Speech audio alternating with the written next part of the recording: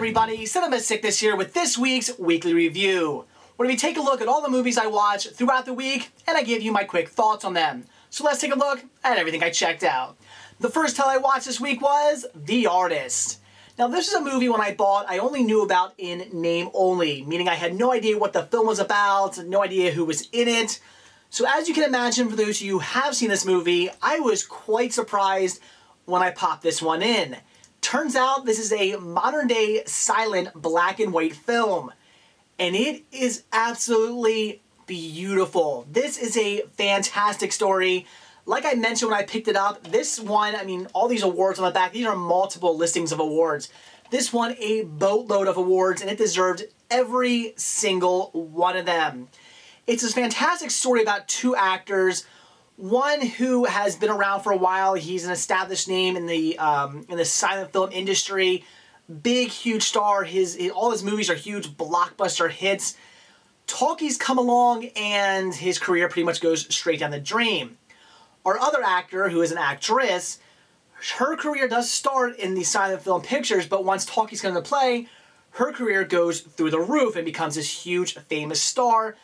And it's really about these stories about these two actors who kind of sort of have this crush on each other, sort of fell in love with one another when they worked on a silent film together, and they kind of think about each other throughout the years. They kind of, you know, they don't really see each other much. They kind of bump into each other here and there, hear about one another, you know, from here and there throughout the years, and they're still thinking about each other. They still have this crush on each other, and it's just this fantastic love story about how these two people end up completely falling in love, and just how their lives are just so different now from one another, with her being a huge star and him being more or less a failure now, but how they're in love with each other, how she wants to care for him and take care of him, and you know, basically kind of role reversal where instead of him being the breadwinner bringing in the money, she's kind of the breadwinner, brings in the money, and really wants to help him out. And in the end, we get this great happy ending of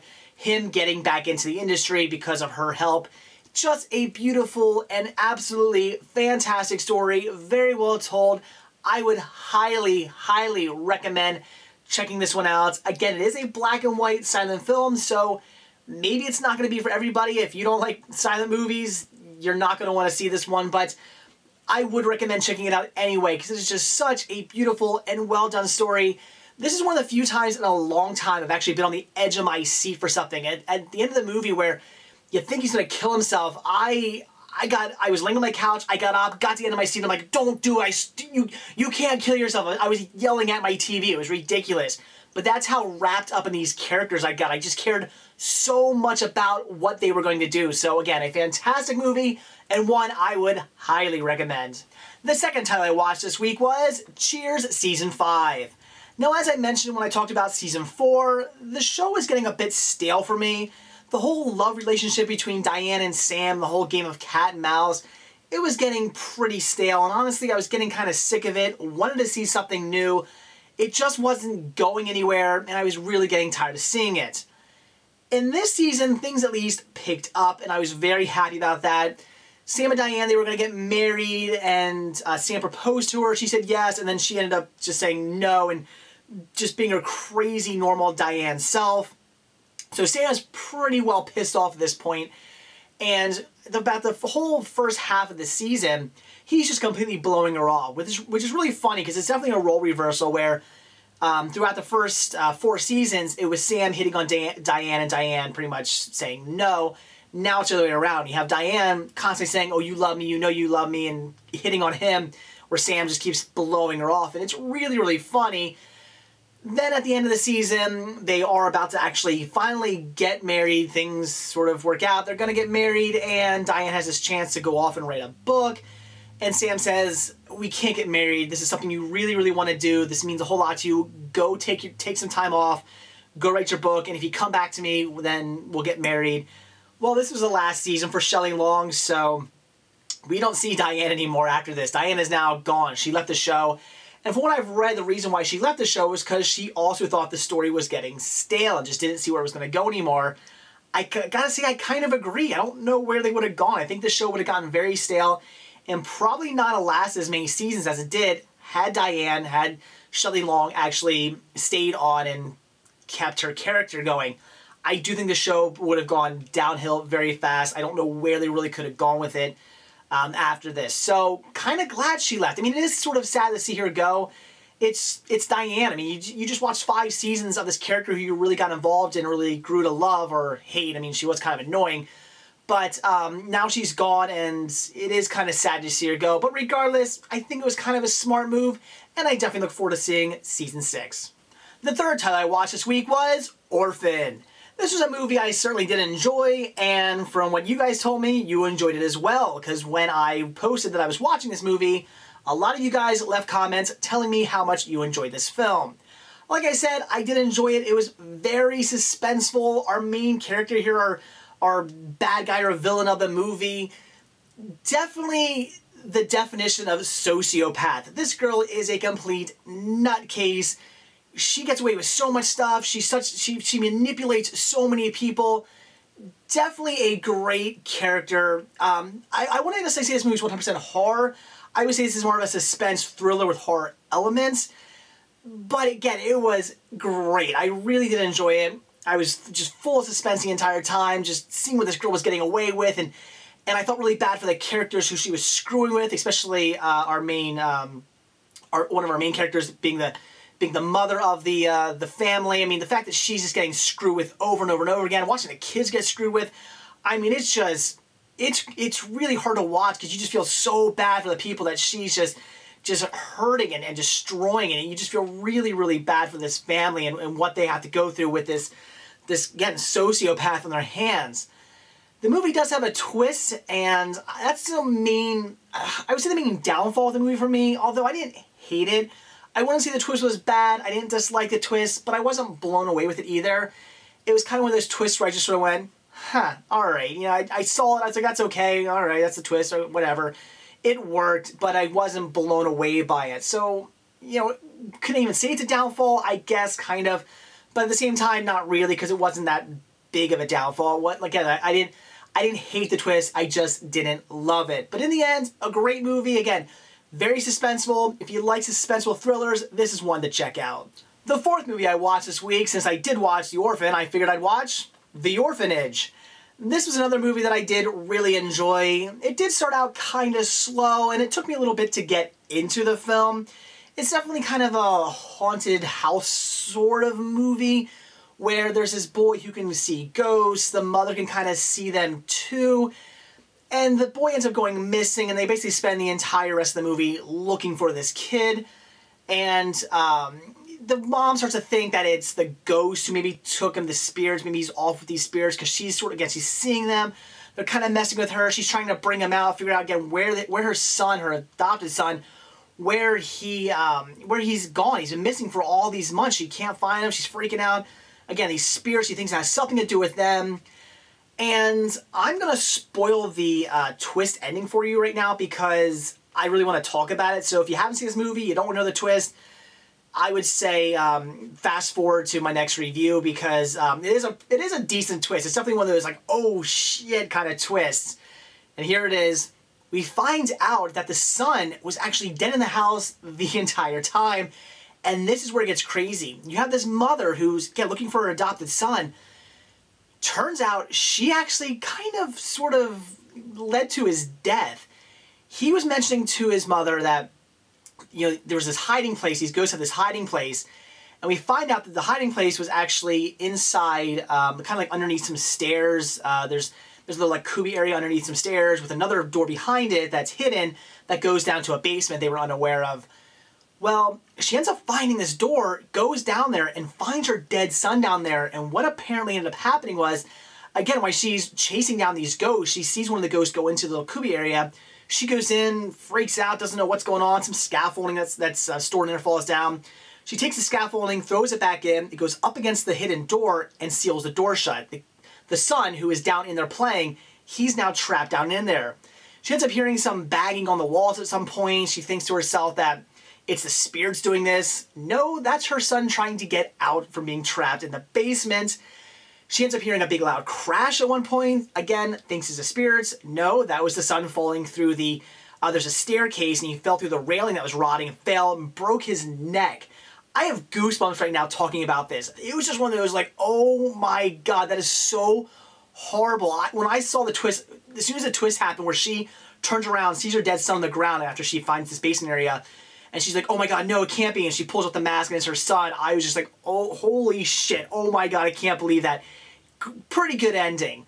Or say twist, because the ending actually ends up coming where the mother ends up killing herself. She ends up overdosing on some pills that she takes because she's so upset about her son being dead. But as we find out in the beginning of the movie, the son mentions that these spirits play this game where it's kind of like a scavenger hunt, and once you find everything, the ghosts kind of give you a wish. And he actually wished for his mother to take care of him and all the spirits of this house. So he basically got his wish with the mother killing herself, and at the end, she's taking care of, now as a spirit, she's taking care of her dead son and all the dead spirits who roam the house, and she's now their caretaker. So, a good movie, one I would definitely recommend.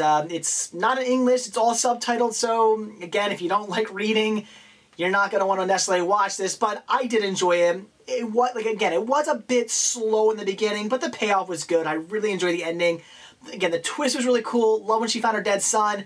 And then I did like the end where, again, she ends up like killing herself and becomes this caretaker of all these spirits. I thought it was a pretty good movie. So this is one I'd recommend.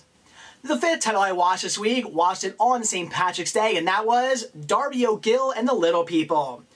I don't really have too much to say about this one. It was good. If you like classic like 50s, 60s, and 70s Disney titles, this is certainly one to check out. It has that great Disney feeling.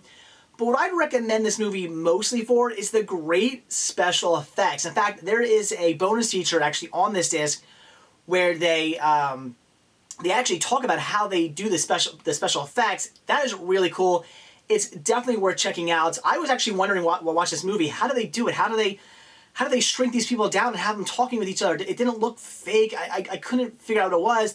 And it's all done by forced perspective. Really, really cool. Again, definitely watch the documentary on the disc if you have the chance. It's really, really cool, and it's really neat to see all the different ways in which they achieve these great special effects throughout the movie. So, like I said, I don't have too much to say. It's all about Darby O'Gill and him chasing these little people and making wishes, and Sean O'Connery and Darby O'Gill's wife falling in love, and, you know, again, a decent story, nothing special, but it is classic Disney. Again, it has some great practical special effects, and it's definitely one I'd recommend. The sixth title I watched this week was Ice Age: Continental Drift. Unfortunately, just a mediocre title. Wouldn't say it was anything special. I didn't hate it. It kept me entertained. I did enjoy it, but in the end, it just wasn't anything special. The only really reason I even like the third movie is because the character Buck. Thought he was extremely funny, and he made the entire film. Without him, that film would have been very mediocre as well. This one doesn't feature him, thus being extremely mediocre. Just an okay story. It is entertaining enough. If you like CGI animation, it is worth checking out. I would say, though, if you're going to pick this one up, only really get it if you're a fan of the first three. If you're a fan of the first three movies, you own the first three movies, and you can get this for a good price, sure, pick it up, add it to your collection. Or if you just want to see it, but you enjoyed the first three movies, then I would say, sure, check it out. Otherwise, it's nothing you really need to see. The seventh title I watched this week was The Hobbit: An Unexpected Journey. And this was just as great as I had heard it was. I heard pretty much nothing but really good things about this film, and I was not let down at all. This got me extremely pumped to see the next two films in the trilogy. Really was a big fan of the Lord of the Rings movies, thought those were fantastic, and all in all, if you like those films, you're going to enjoy The Hobbit. It has the same exact feeling. It definitely feels like a Lord of the Rings movie. Really not much difference, again, in the feeling of the stories and the way they're told. So very, very enjoyable. I'm not really going to get into the whole story. It's a rather long movie. Don't feel like boring you with that. It is, once again, just a lot of walking around, kind of like the Lord of the Rings movies are. So like I said, it has a very similar feeling. It's a bunch of people going on a journey for one reason or another. So again, basically like the Lord of the Rings films. I have heard by a few of my friends, and even my wife, they said that this movie didn't seem anything like the book at all. Some of my friends who have read the book, and my wife who's actually read The Hobbit, they all said it was different, and my wife, even watching this, was going, I don't remember, like, 70% of this stuff happening in the book. So apparently, just this alone is very different from the books. I can only imagine that all three movies are going to be very, very different, but I'm not a big fan of reading, so that doesn't really bother me. All in all, a good movie. Again, if you like the Lord of the Rings films, then this is definitely one to check out. The 8th film I watched this week was Attack the Block. Now, a lot of people say they really, really enjoy this film. All in all, I would say, yes, it was enjoyable, it was good, I liked the story, but I had one major problem with this film. I had a really hard time rooting for our hero. The beginning of this movie starts out with a bunch of gang members mugging a lady. Welcome to our heroes, ladies and gentlemen. These kids are our heroes. The main gang member is our main hero of this story. And yes, I understand that at the end of the movie, he kind of learns his lesson that his actions have consequences. I get that, but that didn't really make a big difference to me.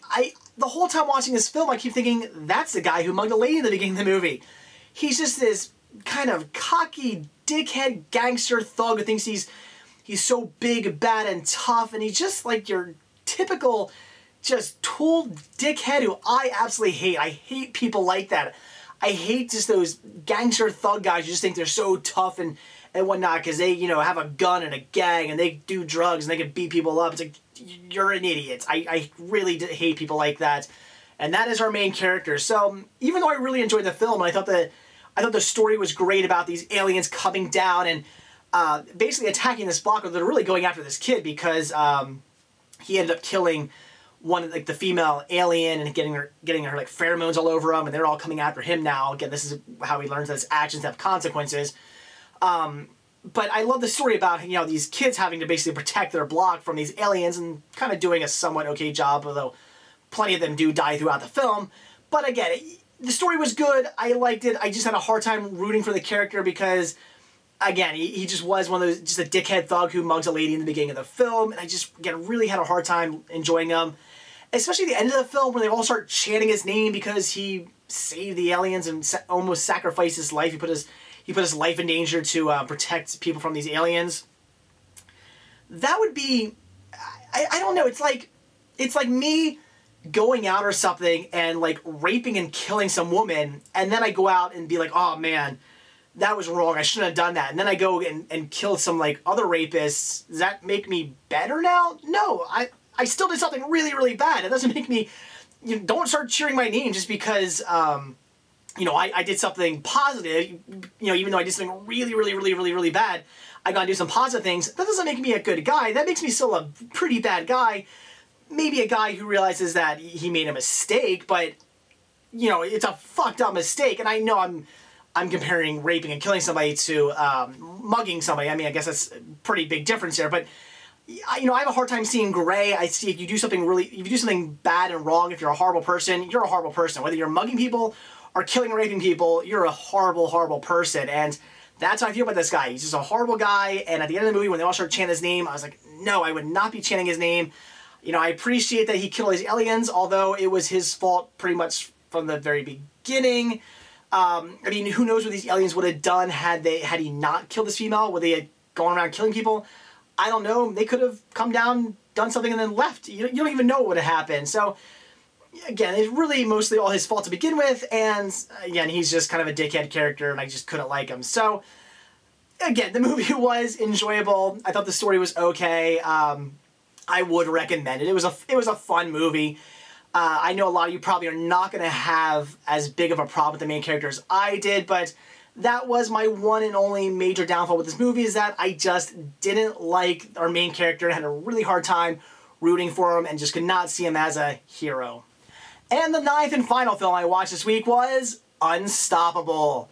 Another great film. Denzel Washington was absolutely fantastic in this movie.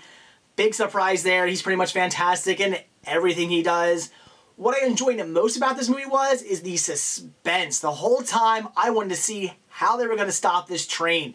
From the very beginning when it gets away from them to when they have to, when Denzel Washington and, what the hell is his name? Chris Pine, when they have to, stop this train. They basically take it upon themselves to stop this train Even though they had nothing to do with the train getting away, it wasn't their fault at all. They decided, no, we're going to stop this train. We're going to save it from getting derailed and blowing up and causing this huge problem, this huge disaster, and possibly killing lots of people within a town. It's great. I mean, there's all these different ways of them trying to stop this train. Everything's failing. The railroad's trying to stop it. They're failing. Our main characters, they're failing. But they get this crazy idea of how to stop it, and it just, it's not going so well. But in the end, of course, I don't think I'm spoiling it here. If you've ever seen a movie, of course, they're going to save the train. They're going to stop it. But really a great film. Very suspenseful. I just really wanted to see how they're going to stop this train. With every single thing them and the railroad were doing was failing. You're just like, oh my god, how are they going to stop this? Very suspenseful and a great, great watch. If you like Denzel Washington films, if you just want to see a great, suspenseful action movie, this is definitely one to check out. So there you go, guys. That's everything I watched throughout the week. Definitely watched some fantastic titles. So that's it. Thanks for watching, and stay tuned for my next week's weekly review. See ya.